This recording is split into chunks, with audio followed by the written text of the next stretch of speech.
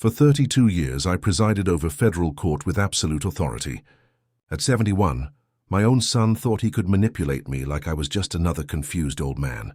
He had no idea he was targeting a federal judge who'd sentenced people to life in prison for exactly the kind of conspiracy he was planning. I was reading legal briefs in my study when my son, Marcus, walked in without knocking, followed by a woman I'd never met. She was impeccably dressed in a navy business suit, carrying a leather briefcase, and wearing the kind of confident smile I'd seen on 1,000 attorneys who thought they could outsmart the federal bench. "Dad, this is Dr. Victoria Hayes," Marcus said, gesturing toward the woman. "She's the director of Magnolia Manor, one of Atlanta's premier assisted living facilities." Dr. Hayes extended a manicured hand. "Judge Thompson, it's an honor to meet you. Your reputation in the legal community is legendary."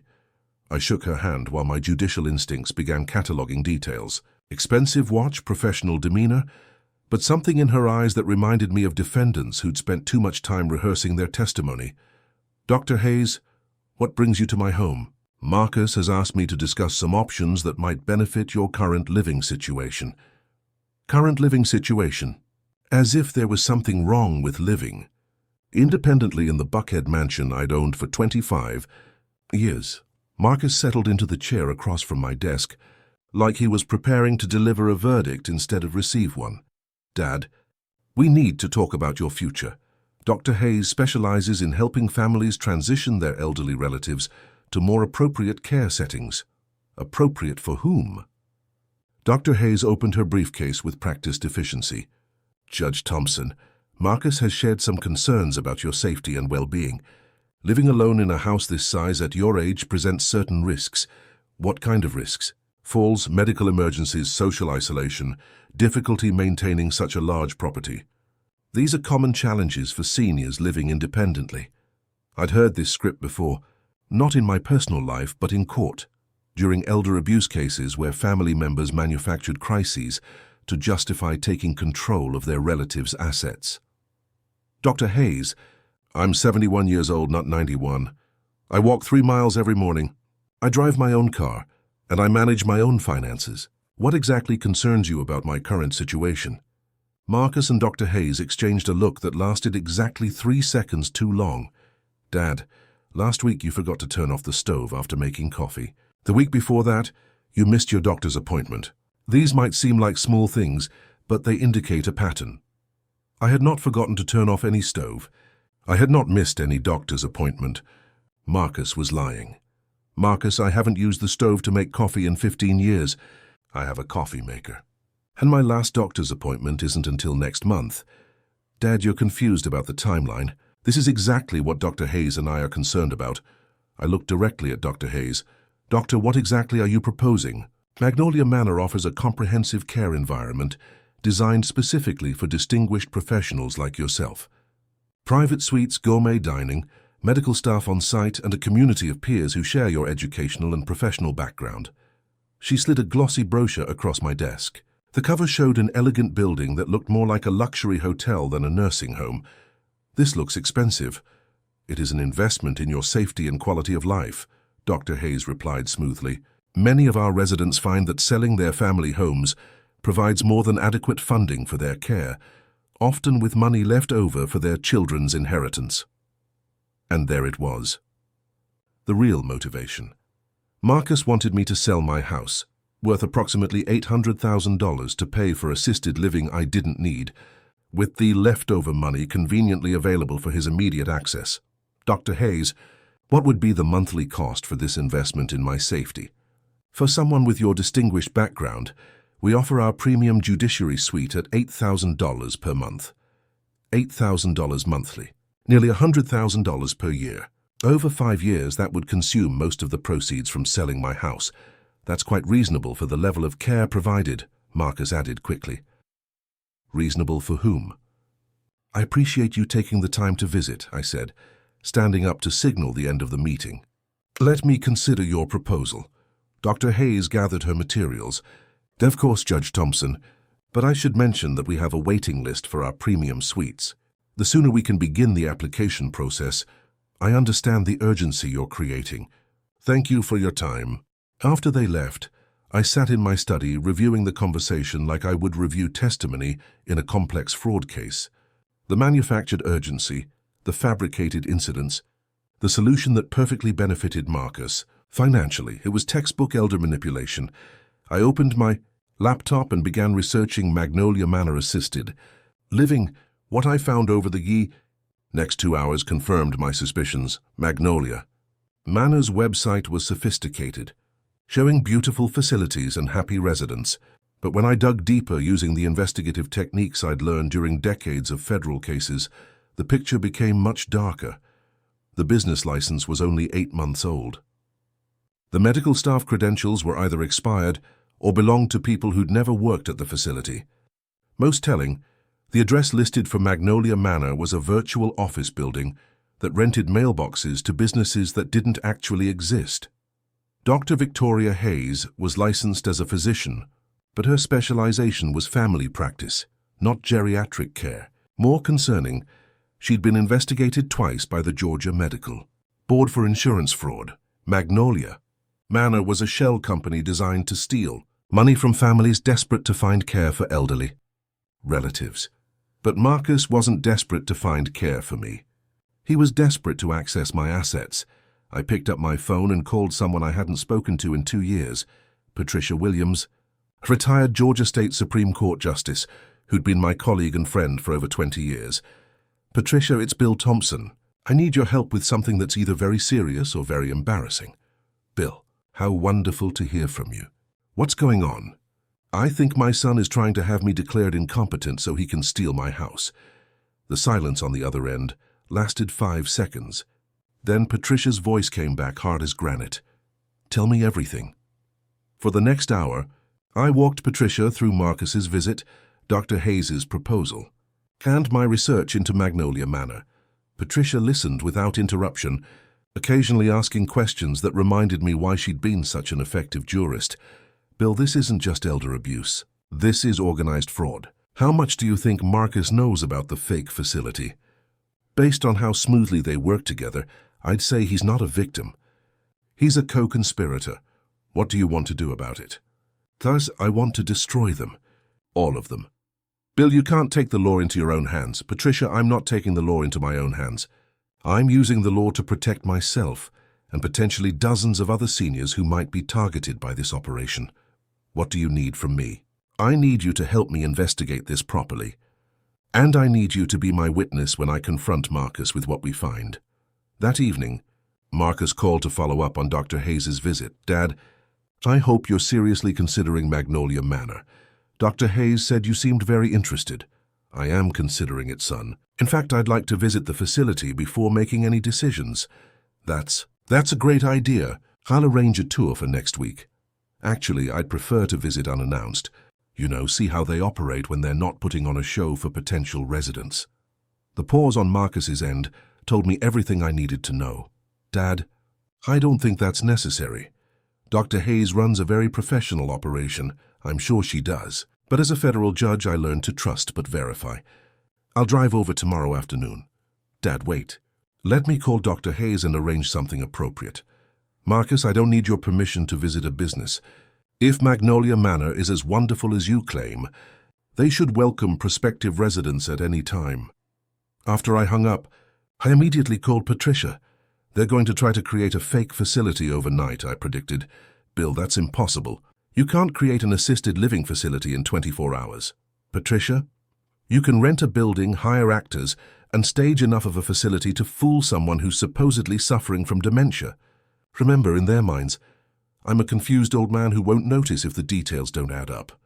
The next morning, I did something I hadn't done since retiring from the federal bench. I put on my black judicial robes. Not because I planned to wear them to Magnolia Manor, but because putting them on reminded me of who I was before Marcus started treating me like a helpless elder who needed his protection. I was William Thompson, senior judge of the United States District Court for the Northern District of Georgia. I had presided over organized crime cases, public corruption trials, and complex fraud prosecutions. I had sentenced white-collar criminals to decades in federal prison for exactly the kind of scheme Marcus and Dr. Hayes were attempting. My son had made the mistake of targeting someone who understood conspiracy law better than most attorneys. At 2 p.m., I drove to the address listed for Magnolia Manor. What I found was exactly what I'd expected: a hastily arranged scam designed to fool someone they believed was cognitively impaired. The building was real, a former office complex that had been rented and minimally furnished to look like an assisted living facility. There were actors playing residents, temporary medical equipment, and printed materials that would convince a casual observer. But they'd made mistakes. The residents were clearly too young and too healthy. The medical equipment had rental tags that hadn't been removed. Most damning, I recognized one of the nurses as an actress I'd seen in local theater productions. Dr. Victoria Hayes greeted me at the door like she was welcoming royalty. Judge Thompson. What a wonderful surprise. I wish Marcus had told me you were coming. I would have arranged a proper tour. This is perfect. Dr. Hayes. I prefer to see how facilities operate during normal daily routines. For the next hour, Dr. Hayes showed me through a carefully choreographed performance. Happy residents engaged in stimulating activities, professional staff providing attentive care, elegant dining rooms serving gourmet meals. It was an impressive production. It was also completely fraudulent. Dr. Hayes, this is very impressive. I'd like to move forward with the application process. Her relief was visible. Wonderful. We can begin the paperwork immediately. Excellent. I just need to verify a few details for my own peace of mind.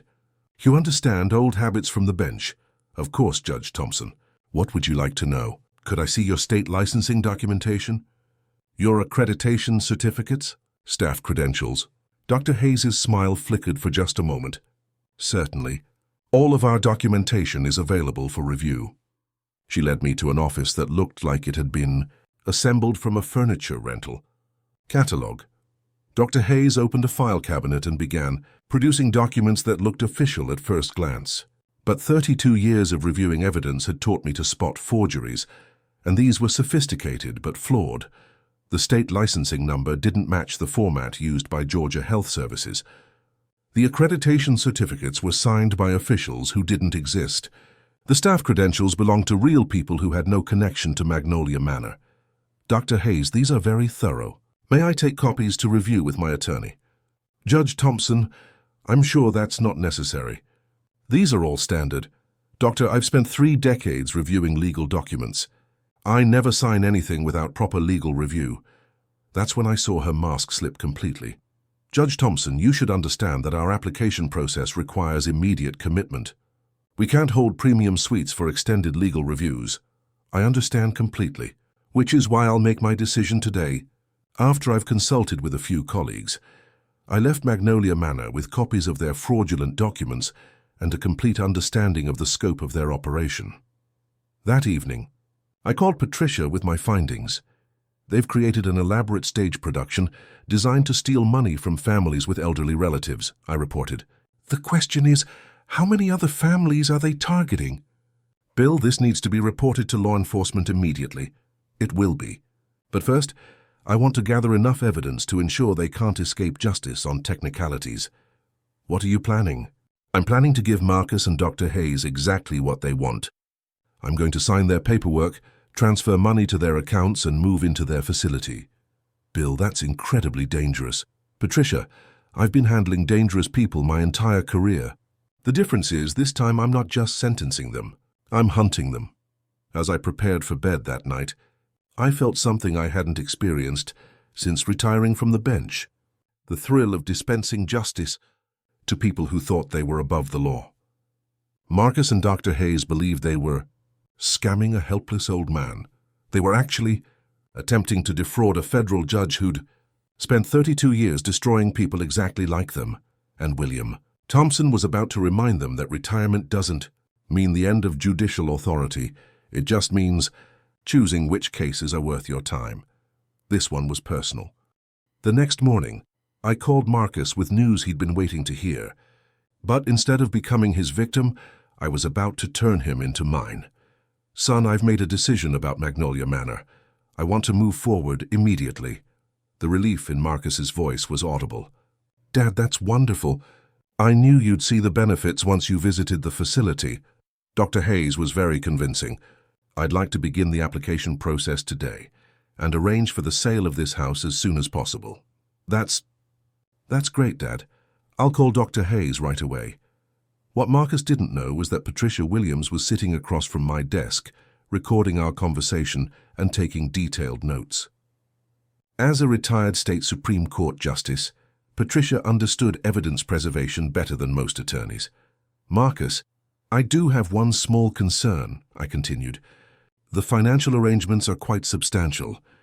I want to make sure everything is properly documented. Of course, Dad. Dr. Hayes handles all the financial details professionally. I'm sure she does. But I'd like my granddaughter Sarah to review the contracts before I sign anything. You know how thorough journalism students can be. The pause that followed told me everything I needed to know. Dad, is that really necessary? Sarah's just a college student. These are complex elder care contracts. Marcus, Sarah's a senior at Emory studying investigative journalism. She's been trained to spot inconsistencies in documentation.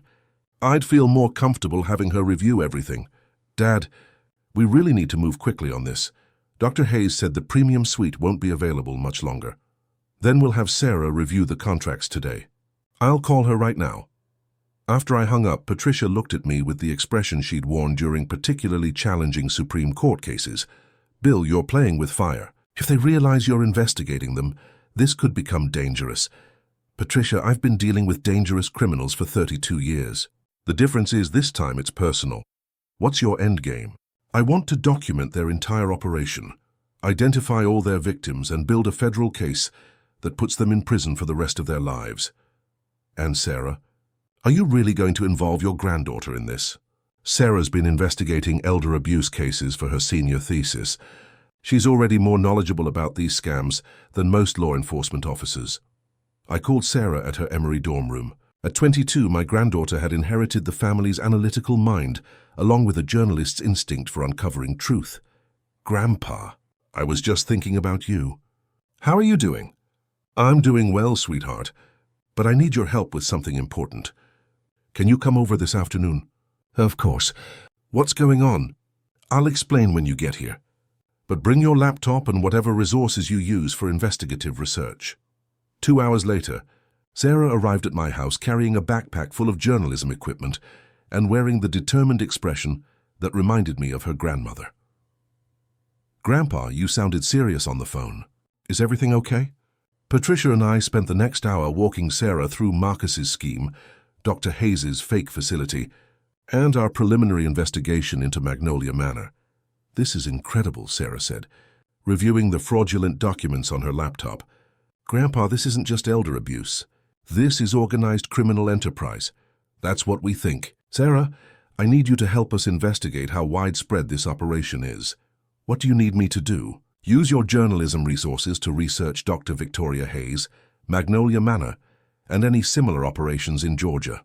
I want to know how many people they've victimized and how much money they've stolen. Sarah's fingers flew across her keyboard with the efficiency of someone who'd been researching complex stories for years. Grandpa, look at this. Dr. Hayes has been involved in at least 3 other assisted living facilities in Georgia over the past 2 years. Sunset Gardens in Savannah, Peaceful Pines in Augusta, and Heritage House in Columbus. Same pattern? Identical. Sophisticated websites, fake licensing, rental properties converted into temporary facilities. And look at this. Local news reports from each city about families who lost money to assisted living scams. Patricia leaned over Sarah's shoulder to read the news articles. Bill, this is a statewide operation. They've probably stolen millions of dollars. Sarah, can you identify specific victims? Give me a few hours. I have access to public records databases through the journalism program. While Sarah researched, I called Detective James Rodriguez at the Georgia Bureau of Investigation. Jim Rodriguez and I had worked together on several federal cases involving public corruption. He was thorough, honest, and had zero tolerance for criminals who targeted vulnerable populations. Bill Thompson. I heard you retired to a life of leisure in Buckhead. Not quite, Jim. I need your help with an elder abuse case that's bigger than it initially appeared. How big? Statewide criminal organization, multiple victims, probably millions in stolen assets. Jesus, Bill. Are you a victim or an investigator? Both. My son is involved, which makes this personal, but the scope makes it federal. Jim agreed to meet us that evening to review our evidence. Meanwhile, Dr. Hayes called to follow up on my supposed interest in Magnolia Manor. Judge Thompson, Marcus, tells me you're ready to move forward with our premium suite. That's wonderful news. Dr. Hayes, I'm very excited about the opportunity. When can we complete the financial arrangements? We can handle everything tomorrow afternoon. I'll bring all the necessary paperwork to your home. Perfect. My granddaughter Sarah will be joining us to review the contracts. I heard Dr. Hayes's intake of breath. Judge Thompson, is that really necessary? These are standard elder care agreements. Doctor, Sarah's studying journalism at Emory, and she's been researching elder care issues for her senior thesis. I think she'd find your operation fascinating. Of course, we welcome family involvement in our application process. After we hung up, I called Marcus with an update. Son, Dr. Hayes is coming tomorrow to finalize everything. Sarah will be here to review the documents. Dad, I don't think Sarah needs to be involved in this. These are private family matters. Marcus, Sarah's family too, and she's been very interested in learning about elder care options. Dad, maybe we should keep this simple. Just you, me, and Dr. Hayes. I'm afraid that's not possible. Sarah's already scheduled to be here. That evening, Detective Rodriguez arrived at my house, carrying a briefcase full of case files. Bill, before we discuss your situation, I need to show you something that's going to make you angry. He opened his briefcase and pulled out a thick folder labeled Elder Care Fraud Task Force. We've been investigating assisted living scams throughout Georgia for the past year. The operation you've described matches a pattern we've been tracking. How many victims? At least 40 families, probably more. Total losses exceeding $3. $2 million, Patricia whistled softly. That's organized crime territory. It gets worse, Jim continued. The victims aren't just losing money. Some of them are being held in substandard facilities after their families pay for premium care. First to us, what do you mean held? The scammers set up legitimate but minimal care facilities where they warehouse elderly victims after their families have paid for luxury accommodations.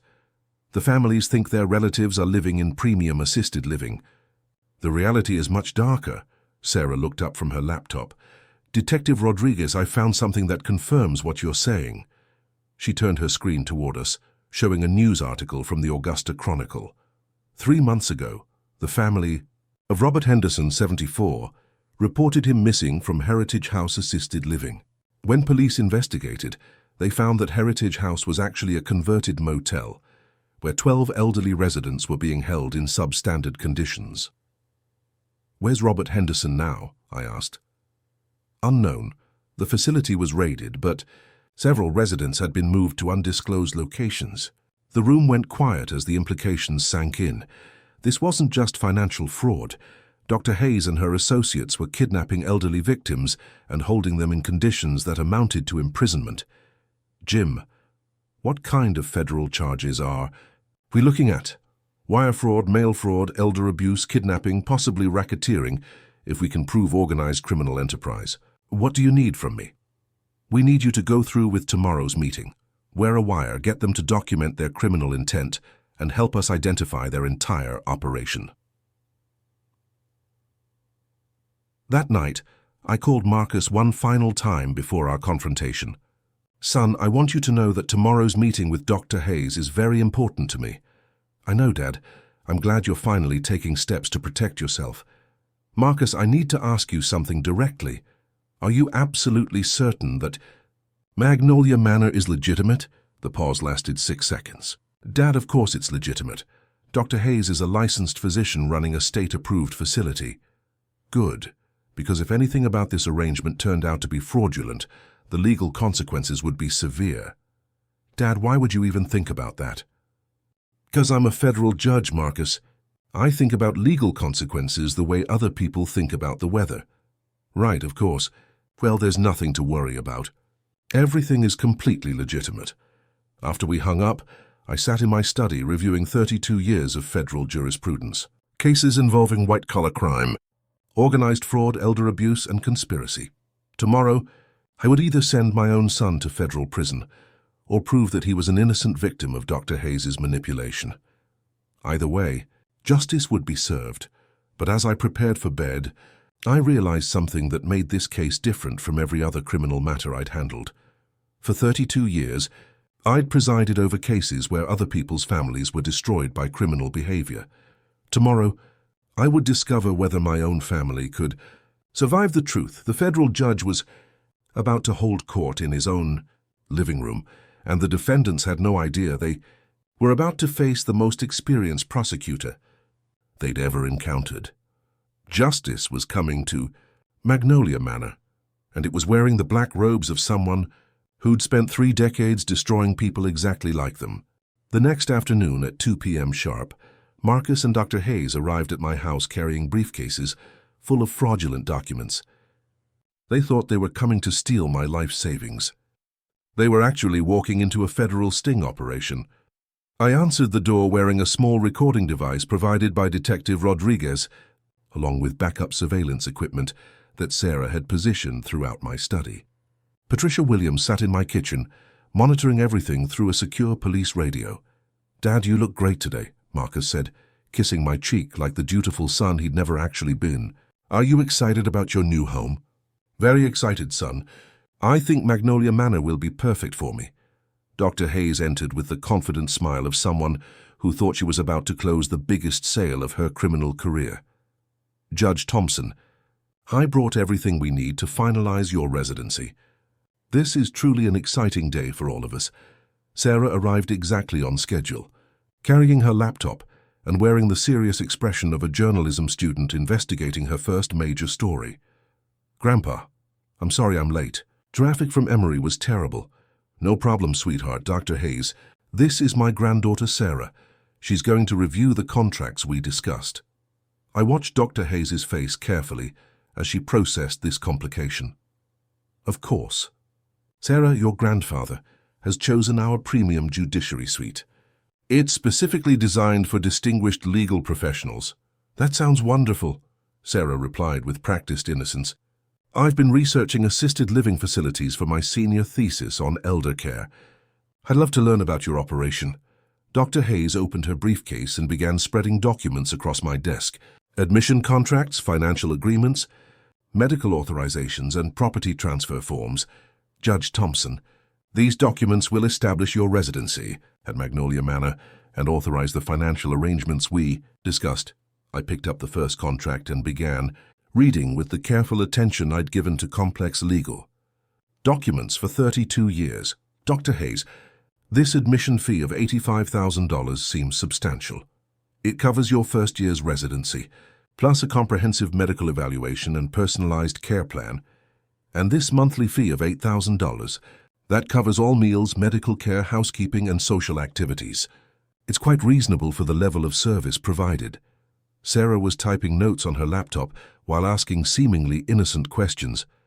"Dr. Hayes, how long has Magnolia Manor been operating?" "We opened 18 months ago, after extensive planning and preparation." "And how many residents do you currently serve?" A brief hesitation. "We maintain a selective community.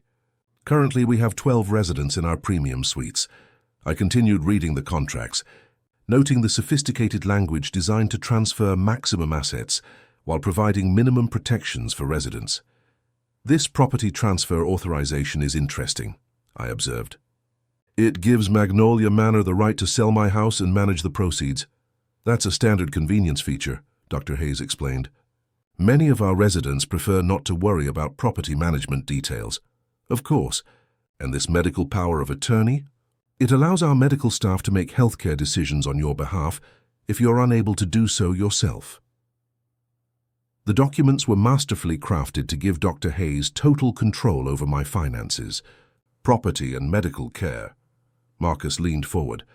"Dad, I know this seems overwhelming, but Dr. Hayes handles everything professionally. You won't have to worry about any of these details." "That's very reassuring, son. Sarah, what do you think of these arrangements?" Sarah looked up from her laptop with carefully feigned confusion. "Grandpa, I'm having trouble verifying some of the information Dr. Hayes provided. The state licensing numbers don't match Georgia Department of Health records." Dr. Hayes's smile tightened. Sarah, these are complex regulatory matters. Perhaps your university database access is limited. Actually, I have full access to state records through the journalism program. Dr. Hayes, could you clarify the discrepancy in your medical licensing information? I watched the temperature in the room drop 10 degrees. Sarah, I'm not sure what you're looking at, but all of our credentials are properly filed with state authorities. Of course. It's probably just a database error. Could you provide the contact information for your state licensing officer? I'd love to verify everything for my thesis research. Dr. Hayes was now visibly uncomfortable. Sarah, I don't think that's necessary for today's meeting. Oh, it's no trouble. I'm sure your licensing officer would be happy to discuss Magnolia Manor's excellent reputation. Marcus intervened. Sarah, maybe we should focus on the contracts. This isn't really the time for your school research.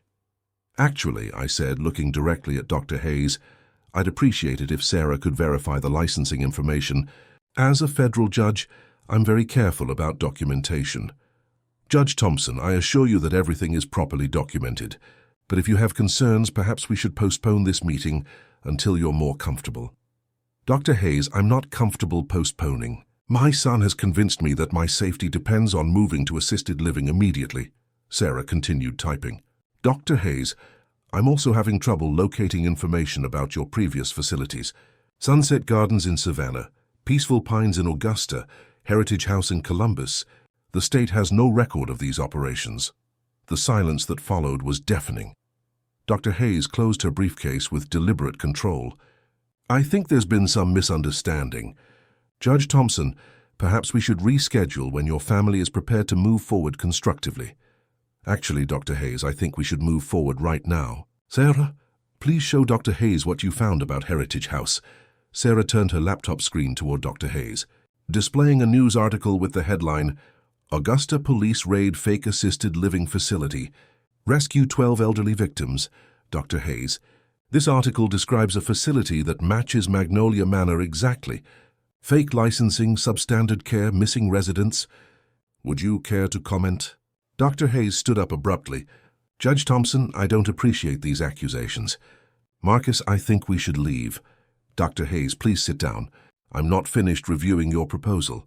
Judge Thompson, I don't think... Doctor, I said sit down. The command in my voice was unmistakable. For 32 years, I'd used that tone to control federal courtrooms. Dr. Hayes sat. Now then, let's discuss your real operation. Sarah, please show Dr. Hayes the financial records you discovered. Sarah opened another file on her laptop. Dr. Hayes' public records show that Magnolia Manor, Sunset Gardens, Peaceful Pines, and Heritage House were all registered by the same shell company.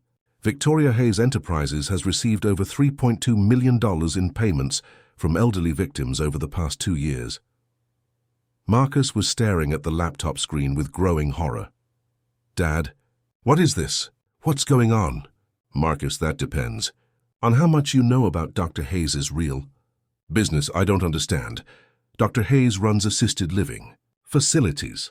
Dr. Hayes runs a criminal organization that steals money from elderly victims and holds them in substandard facilities against their will. Dr. Hayes tried one last manipulation. Judge Thompson, you're clearly confused. Marcus, your father needs immediate medical evaluation. I pulled out my phone and pressed a speed dial number. Detective Rodriguez, this is Judge Thompson. Our subjects have just committed wire fraud, attempted elder abuse, and conspiracy. Please proceed with the arrests. Dr. Hayes went pale. What arrests? The arrests that are happening right now. Through my front window, we could see unmarked police cars pulling into my driveway. Detective Rodriguez and 4 federal agents walked up my front steps. Marcus was staring at me with complete bewilderment. Dad, what have you done? I've done what I've been doing for 32 years, son. I've administered justice to criminals. Detective Rodriguez entered my study and approached Dr. Hayes with handcuffs. Dr. Victoria Hayes, you're under arrest for wire fraud, elder abuse, kidnapping, and conspiracy to commit racketeering. As Dr. Hayes was being handcuffed, she turned to Marcus with desperation in her eyes. Marcus, tell them this is all a misunderstanding. Tell them about our arrangement. Marcus looked confused. What arrangement? Dr. Hayes, I thought you were running a legitimate assisted living facility. Marcus, you knew exactly what we were doing. You referred your father to me for $50,000. The room went completely silent. I looked at my son with 32 years of judicial experience, reading his face. Marcus, is that true? Marcus's mouth opened and closed like a fish out of water. Dad, She's lying. I wouldn't... Detective Rodriguez consulted his notes. Mr. Thompson, we have bank records showing a $50,000 payment from Victoria Hayes to your account 3 weeks ago. That was for a real estate consultation. Dr. Hayes was looking for property to expand her business. Dr. Hayes laughed bitterly. Marcus, you're pathetic. Oh, you took $50,000 to deliver your own father to us. Dad, that's not true. I thought Magnolia Manor was legitimate. I studied my son's face with the same analytical precision I'd used to evaluate testimony for 3 decades.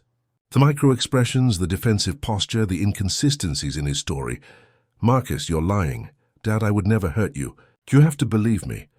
Son, I've been listening to lies from criminals for 32 years. I know what guilt sounds like. Detective Rodriguez approached Marcus with a second set of handcuffs.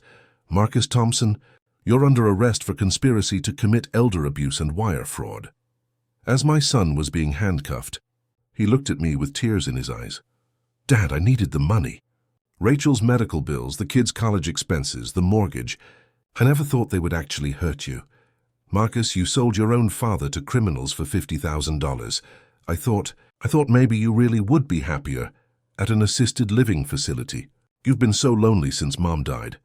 So you decided to have me kidnapped and robbed instead of asking if I needed help. Sarah was crying quietly in the corner, watching her father being arrested, while her grandfather remained composed like the federal judge he'd always been. After Marcus and Dr. Hayes were removed, Detective Rodriguez briefed me on the larger operation. Bill, we've arrested 12 people today across 4 cities. We've located 18 elderly victims who were being held in substandard facilities. Total financial recovery is expected to exceed $2.8 million.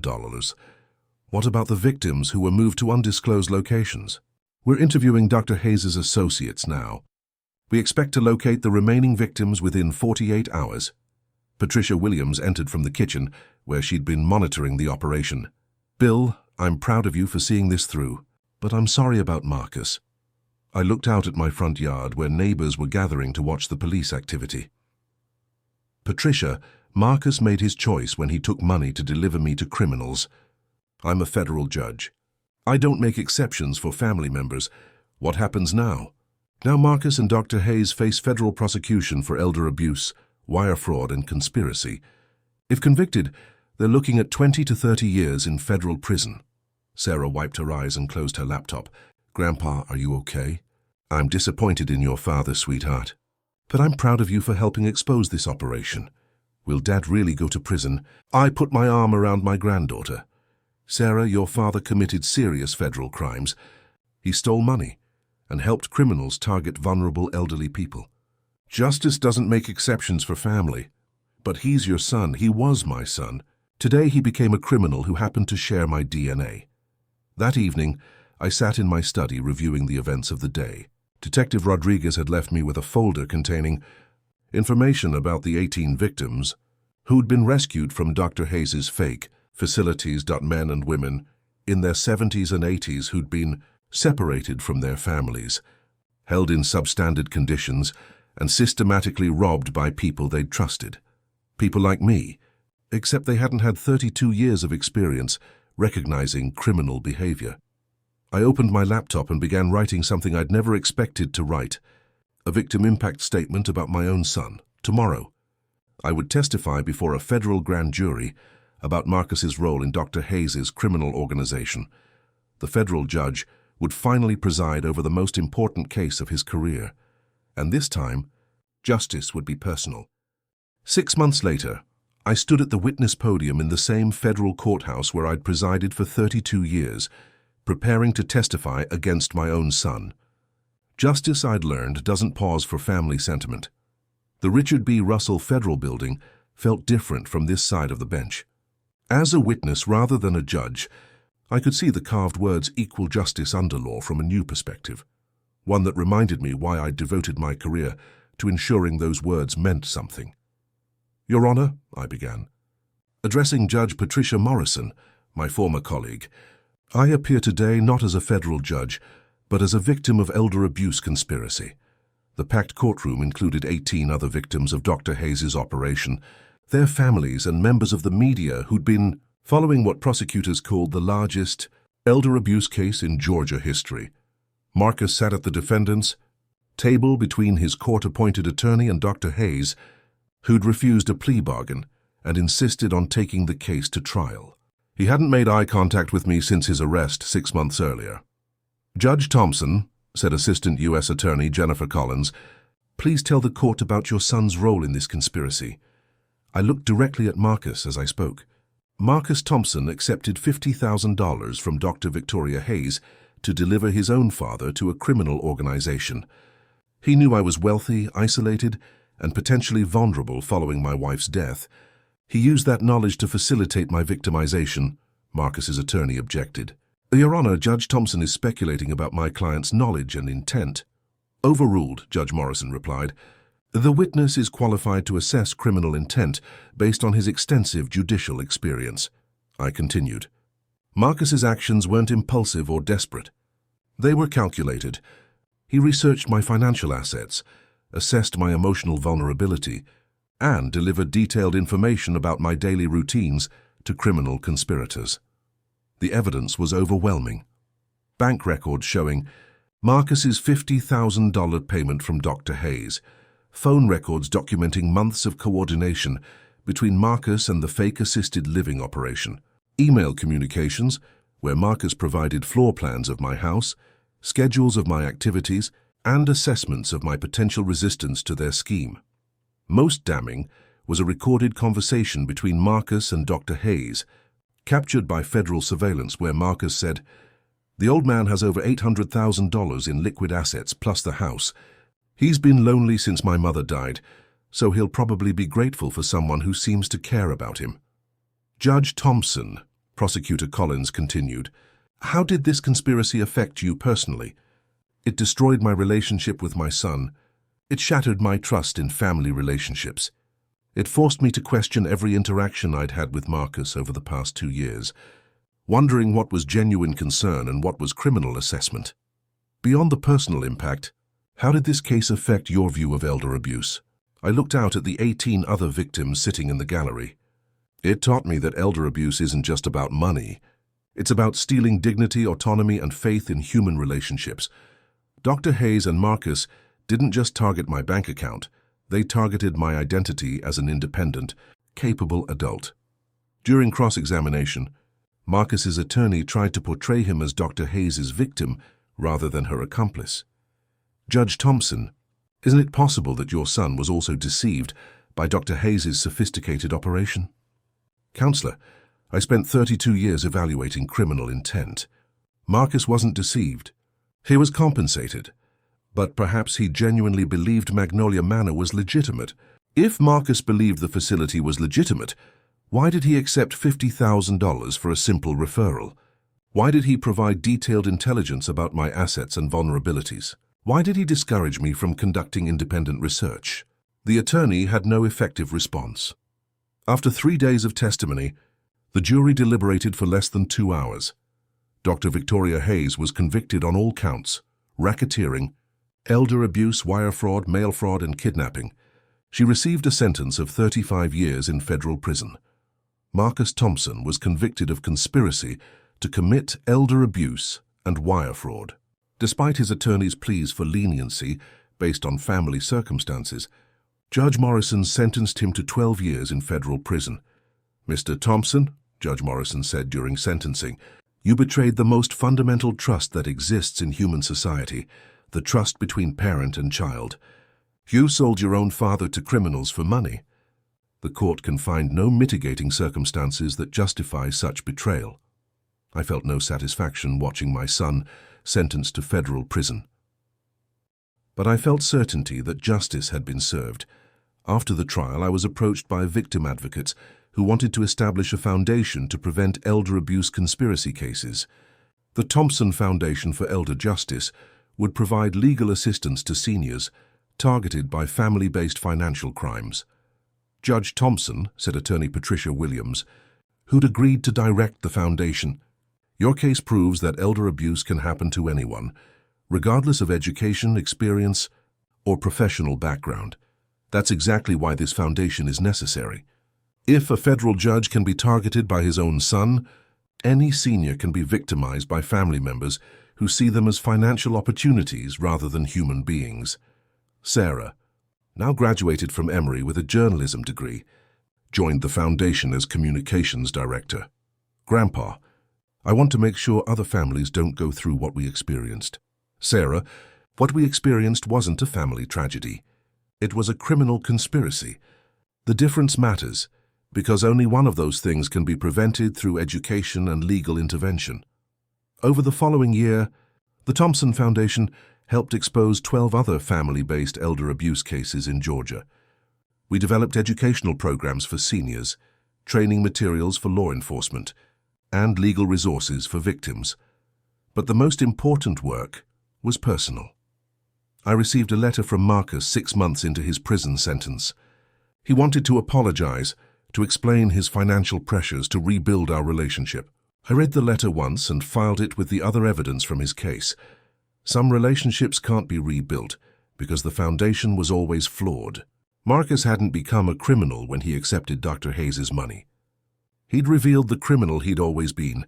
People asked me if I missed my son. I told them I missed the son I thought I had, but I didn't miss the man who'd tried to sell me to criminals. 2 years after the trial, I received an unexpected visitor. Robert Henderson was 76 years old, a retired engineer who'd been one of Dr. Hayes's victims. His family had paid $90,000 for premium assisted living care, only to discover that Robert was being held in a converted motel with 11 other elderly victims.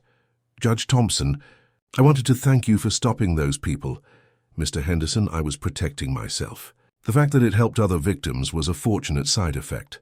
Sir, you could have just reported Dr. Hayes to the police. Instead, you put yourself at risk to gather evidence that saved 18 people. That wasn't self-protection, that was heroism. I didn't feel like a hero. I felt like a federal judge who'd done his job. Mr. Henderson, I spent 32 years on the federal bench.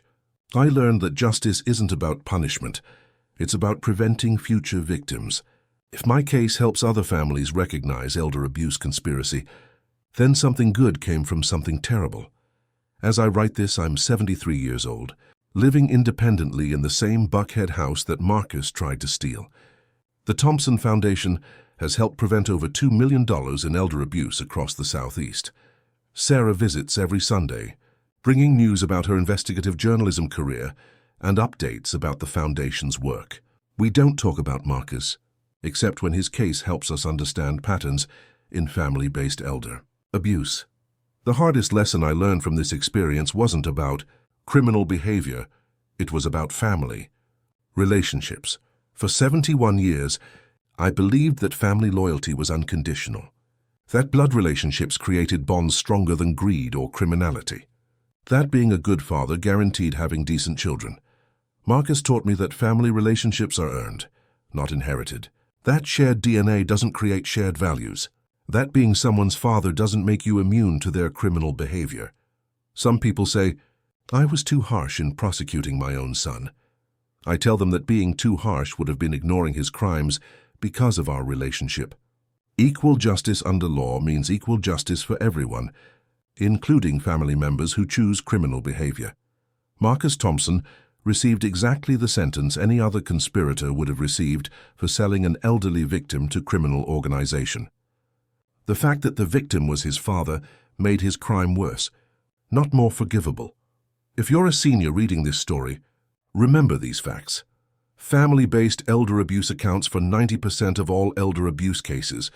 Adult children who view their parents as financial resources rather than human beings are the most dangerous predators seniors face. Trust your instincts. If a family member suddenly becomes interested in your financial affairs, daily routines, or living situation, ask yourself what changed and why.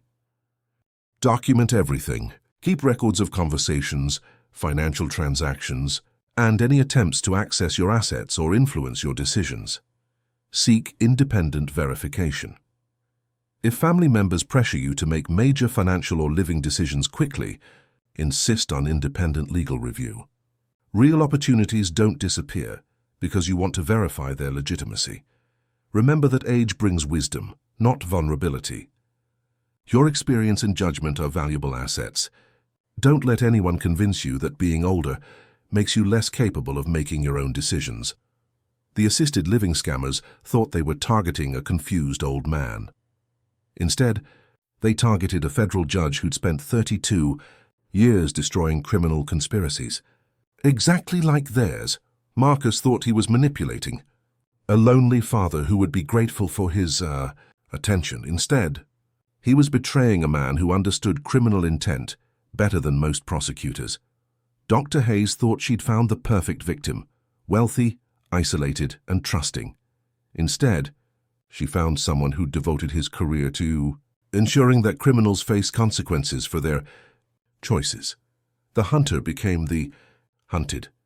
The hunted had spent 32 years hunting people exactly like them, and justice, I learned, doesn't make exceptions for family. At 73, I live alone by choice, not circumstance. I have friends who respect me, community relationships that fulfill me, and purpose that comes from protecting other seniors from the kind of betrayal I experienced. Most importantly, I have peace, peace that comes from knowing I chose justice over family loyalty when the two came into conflict. Peace that comes from preventing other families from experiencing the betrayal that destroyed mine. Peace that comes from understanding that doing the right thing sometimes requires sacrificing everything you thought you valued. The federal judge held court one final time. The verdicts were guilty. The sentences were appropriate. Justice was served. And that's all any judge can really ask. For the opportunity to ensure that the words carved above every courthouse entrance actually mean something. Equal justice under law, even when the defendant is your own son,